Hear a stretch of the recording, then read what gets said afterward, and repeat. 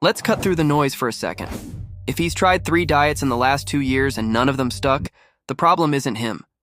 It's not his willpower, it's not his genetics, and it's not because he doesn't want it bad enough. The real issue? Every single one of those diets was built on the same rotten foundation, and nobody bothered to tell him that before they took his money and his hope. See, the fitness industry loves selling complexity. Detoxes, cleanses, macro calculators, meal timing protocols, because complexity keeps him coming back, keeps him thinking the answer's just one more program away. But here's the truth that'll save him years of frustration. There's one core reason his diet always fails, and once he sees it, he can't unsee it. The guys who finally break through aren't doing anything magical. They've just stopped falling for the same trap that keeps everyone else stuck in the cycle. And in the next few minutes, he's going to learn exactly what that trap is, how it's been sabotaging him from day one, and what to do instead so that fat loss finally sticks. Topic 1. The root cause. All or nothing thinking. Here's the guy who swears Monday's the day he'll eat nothing but chicken and broccoli, cut carbs to 0, and finally crack the code on fat loss. He's done it before, lasted 4 days, maybe 5, then found himself elbow deep in a pizza box Thursday night, promising he'd restart next week. It's not lack of willpower. It's that he's running a system designed to fail, one that treats weight loss like flipping a light switch instead of building a dimmer dial he can actually live with. The all-or-nothing mindset feels decisive and clean, but in practice, it's a trap that turns every stumble into a landslide, every missed meal into proof he's off the wagon. What he doesn't realize yet is that sustainable habits aren't born from perfection. They're forged in the messy, imperfect middle where consistency beats intensity every single time. Consistency beats intensity every single time. That trap isn't new. It's the oldest trick the diet industry knows. They sell the fantasy of transformation through deprivation, promising that if he just restricts hard enough, the body will cooperate and the cravings will vanish. Except his body isn't a machine he can bully into submission. It's an adaptive system that fights back when it senses a famine ramping up hunger, slowing metabolism, and eventually forcing a binge-eating episode that undoes weeks of white-knuckle effort. The guy who lasts isn't the one who restricts hardest. He's the one who finds a calorie deficit he can maintain without feeling like he's punishing himself 7 days a week. And here's the kicker. When he finally drops the all-or-nothing armor and starts thinking in shades of gray, he discovers that a healthy diet doesn't mean zero joy, just smarter placement of it. So why does he keep reaching for the nuclear option every January, every Monday, every post-vacation reset? Because somewhere along the line, he bought the lie that real change requires suffering, that body recomposition is a sprint, not a long game of small, repeated wins. But if he practices showing up 70% of the time with decent meals, decent movement, and decent sleep quality, his body starts to trust the process and stops hoarding every calorie like it's preparing for war. That shift, from perfection to presence, from restriction to rhythm, is where the door to lasting fat loss finally cracks open. Topic 2. The metabolic trap and perfection spiral. Now here's where it gets wild. His body isn't just sitting there passively accepting the calorie deficit he's imposed. The moment he slashes calories, ghrelin, the hunger hormone, cranks up like a dial that's stuck on max, making every meal feel like it barely touched the sides. Meanwhile, leptin, the hormone that's supposed to tell him he's full, takes a nosedive, leaving him scanning the kitchen at 9 p.m., wondering why that grilled chicken and salad didn't hold him.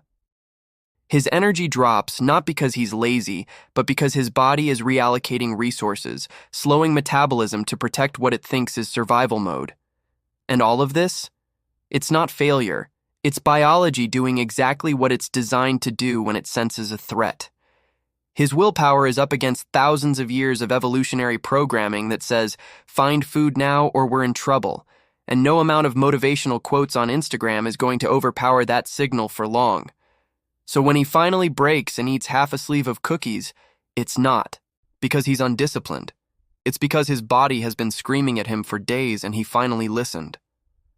The rebound isn't a character flaw. It's a predictable outcome of pushing too hard without building in the protein intake, fiber, and meal frequency that keep hunger manageable and energy stable. And here's where the perfection trap kicks in. He sets the goal like he's negotiating with himself.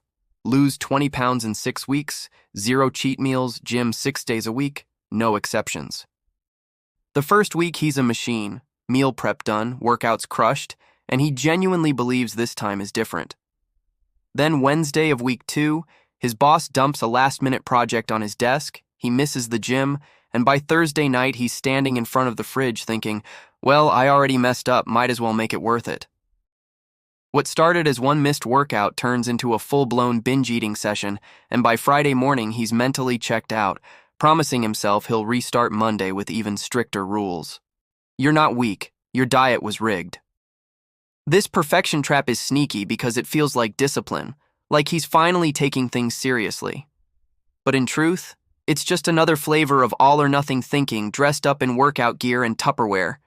The guy who says, "I'll never eat dessert again," is the same guy who'll crush an entire pint of ice cream the moment he has one bite, because in his mind, 1 bite and 10 bites are the same thing. They're both failure. What he doesn't see is that the most successful guys, the ones who actually achieve body recomposition and keep it, aren't perfect. They're just consistent enough, flexible enough to roll with a bad day, and smart enough to know that one burger at a cookout does not erase 4 days of solid eating. They don't restart Monday, they restart the next meal, and that shift in mindset is worth more than any 6-week boot camp or detox protocol. Don't restart Monday, restart the next meal. Topic 3. The hidden triggers, emotional eating, and one-size-fits-all plans. Most diets hand him a meal plan and a macro split, then send him out the door like that's all he needs to succeed. But nobody's asking why he's standing in front of the pantry at 10 p.m. when he's not even hungry, or why a stressful meeting with his boss sends him straight to the vending machine. The truth is, a huge chunk of his eating has nothing to do with physical hunger. It's boredom between Zoom call stress after a long day, or the deep-seated belief that he deserves something good after grinding through another exhausting week. Food has become his default reward system, his go-to stress reliever, and his cheapest form of entertainment. He's not failing because the diet's too hard. He's failing because the diet never acknowledged that he's a human being with emotions, not a calorie-burning robot. Here's what that looks like in real life. It's Thursday night, the kids are finally asleep, the house is quiet, and he's too wired to go to bed but too tired to do anything productive. So he opens the fridge, not because his body needs fuel, but because his mind needs something, a break, a reward, a little hit of comfort in a world that's been squeezing him all week. That handful of chips turns into half the bag, not because he lacks discipline, but because he's using food to manage feelings he doesn't have another outlet for. The guys who break this cycle aren't superhuman. They just get curious about their patterns instead of judgmental. When the craving hits, they pause for 10 seconds and ask, am I actually hungry, or am I stressed, bored, looking for a reward? If it's physical hunger, they eat. Ideally, something with protein intake and fiber to keep them satisfied. If it's emotional, they've got a short list of alternatives. A 10-minute walk around the block, 5 minutes of deep breathing, a quick call to a friend, or even just acknowledging, yeah, today was rough and I want to eat my feelings, but I'm choosing not to. When he starts treating stress management and emotional regulation as part of the fat loss equation, not just calories and workouts, the binge eating cycles lose their grip. And here's the other problem. He's trying to follow some shredded guy's YouTube plan. Intermittent fasting, keto, training fasted at 5 a.m., no carbs after 6 p.m. 3 days later, he's dragging through work meetings, snapping at his kids over breakfast, and white-knuckling his way through hunger that feels like it's eating him from the inside out. What he didn't account for is that the YouTube guy doesn't have his job, his schedule, his stress level, or his body. A healthy diet for a single guy in his 20s with flexible hours and a home gym looks completely different from a sustainable plan for a 40-year-old dad working 50-hour weeks with 3 kids. The guys who win are not the ones following the perfect plan. They're the ones who build a plan around their actual constraints, their actual preferences, and their actual ability to show up. Topic 4. The missing anchors: sleep, strength, and stress. Here's what nobody tells him when they are selling the latest diet. Food is only part of the equation, and if he's ignoring the other levers, he's trying to row a boat with one oar. He can nail his calorie deficit and hit his protein intake targets every single day, but if he's sleeping 5 hours a night, skipping any kind of resistance work, and running on stress and caffeine like it's a sustainable fuel source, his body's going to fight him every step of the way. Sleep deprivation alone jacks up ghrelin, tanks leptin, and makes every decision around food feel 10 times harder because his brain's running on fumes and craving quick energy. Strength training isn't just about looking good. It's the signal that tells his body to hold on to muscle while he's losing fat, which keeps his metabolism humming instead of crashing. And stress management? That's the difference between a guy who can stay consistent and a guy who's one bad day away from ordering takeout 3 nights in a row. Let's talk about what this actually looks like when he's juggling a full life. Strength training doesn't mean spending 2 hours in the gym doing some complicated program. It means 3 sessions a week, 30 to 40 minutes, hitting the basics, squats, presses, rows, hinges. Could be dumbbells in the garage, a couple kettlebells in the basement, or a quick circuit at the gym before work. On sleep quality, he's aiming for a fixed sleep and wake window, same time to bed, same time up, even on weekends, because his body thrives on rhythm, not chaos. 2 or 3 evening wind-down cues help. Dim the lights an hour before bed, put the phone in another room, maybe 5 minutes of stretching or reading something that isn't work-related. Then there's stress management, which sounds soft until he realizes that chronic stress keeps cortisol elevated, which makes fat loss harder and cravings stronger. A 5-minute morning breathing routine, nothing fancy, just slow inhales and exhales while his coffee brews, can reset his nervous system before the day even starts. A 10-minute walk after dinner, no phone, just movement and air, does more for his mental state and his metabolism than he'd expect. Hydration matters too. 500 to 750 milliliters of water first thing when he wakes up, before the caffeine, to kickstart everything. These anchors, lifting, sleeping, managing stress, staying hydrated, aren't extras he adds if he has time. They're the foundation that makes everything else work. The difference between a body that cooperates with fat loss and one that's in constant survival mode. Topic 5. The sustainable path forward. So here's the path that actually works. The one that doesn't require perfection or suffering or restarting every Monday, like he's stuck in some kind of diet Groundhog Day. It starts with flexible structure, a framework loose enough to handle real life, but tight enough to keep him moving toward fat loss without drifting into chaos. He's not counting every almond or weighing his lettuce.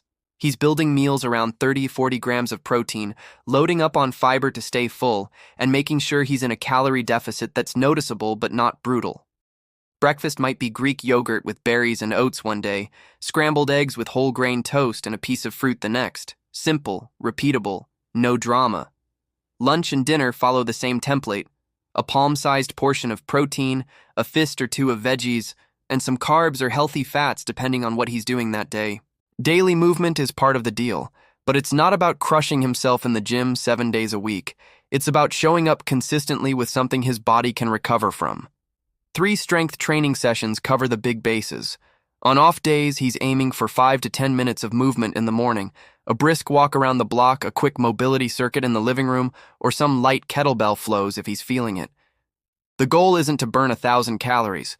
It's to wake his body up, get his blood moving, and start the day with a small win that sets the tone for everything else. He's also planning his treats instead of letting them ambush him. Maybe it's Pizza Friday with the family or a couple beers on Saturday while he watches the game, but it's deliberate, enjoyed without guilt, and balanced out by the other 6 days of solid eating. The real magic, though, is in the weekly course correction, a 15-minute check-in every Sunday where he looks at what worked, what didn't, and what needs to shift for the coming week. Did he skip workouts because mornings aren't realistic right now? Maybe he moves them to lunch or evening. Did he find himself starving at 3 p.m. every day? Time to add more protein intake or fiber at lunch. Did stress eating creep in Thursday and Friday? He looks at what triggered it and builds a plan B, maybe a 10-minute walk, a call to a friend, or just acknowledging he needs better stress management tools in that slot. He's also tracking habits, not just outcomes. Did he hit his protein target 5 out of 7 days? Did he get his morning movement in? Did he stick to his sleep quality window? These behaviors are the leading indicators. Weight loss and body recomposition are just the lagging results. When he focuses on showing up for the process instead of obsessing over the scale, consistency becomes easier. Sustainable habits replace the boom-bust cycles, and suddenly he's not dieting anymore. He's just living in a way that naturally keeps him lean, strong, and in control. That's not a 6-week program. That's a lifestyle, and it's the only thing that lasts. Conclusion. So here's where the rubber meets the road. He's got the knowledge now. The real reason every diet before this one crashed and burned, and the roadmap to something that actually sticks. But knowledge without action is just entertainment, and he didn't make it this far to stay exactly where he is. The question isn't whether this approach works. It does, for the guys who actually commit to it. The question is whether he's ready to stop chasing perfection and start building consistency, to stop restarting Monday and start course-correcting meal by meal. Because here's the truth. Sustainable habits aren't built in 6 weeks. They're built in 6 months, 6 years, in the 1,000 small decisions he makes when no one's watching and nothing feels exciting anymore. The guys who transform aren't the ones who go hardest. They're the ones who go longest, who treat setbacks as data instead of failure, and who understand that body recomposition is a long game played one day at a time. Pause this video right now. Open your notes app or grab a piece of paper. Write down one high-protein breakfast you're going to eat tomorrow morning. Just one. Greek yogurt with berries, eggs and toast, protein shake with a banana. Write it down, commit to it, and drop a comment below telling us what you chose. That's your first step. Not a 6-week plan, not a total overhaul, just one meal that starts building the consistency muscle. And here's the real challenge. If you're done with the "I'll restart Monday" cycle, if you're ready to stop letting perfection rob you of progress, type "reset" in the comments right now. Not as a promise to be perfect, as a commitment to show up, to course correct instead of quit, to finally build something that lasts. The guys who comment are the ones who follow through. Which one are you? And if he's serious about breaking the cycle for good, about building a body and a life that doesn't require constant willpower and white-knuckle effort, hit that subscribe button and turn on notifications. Because this is just the beginning. There's a whole world of practical, no BS guidance waiting that'll help him build sustainable fat loss, protect his metabolism, manage stress, and finally become the kind of man who doesn't just start strong, but finishes stronger. The choice is his. Let's build.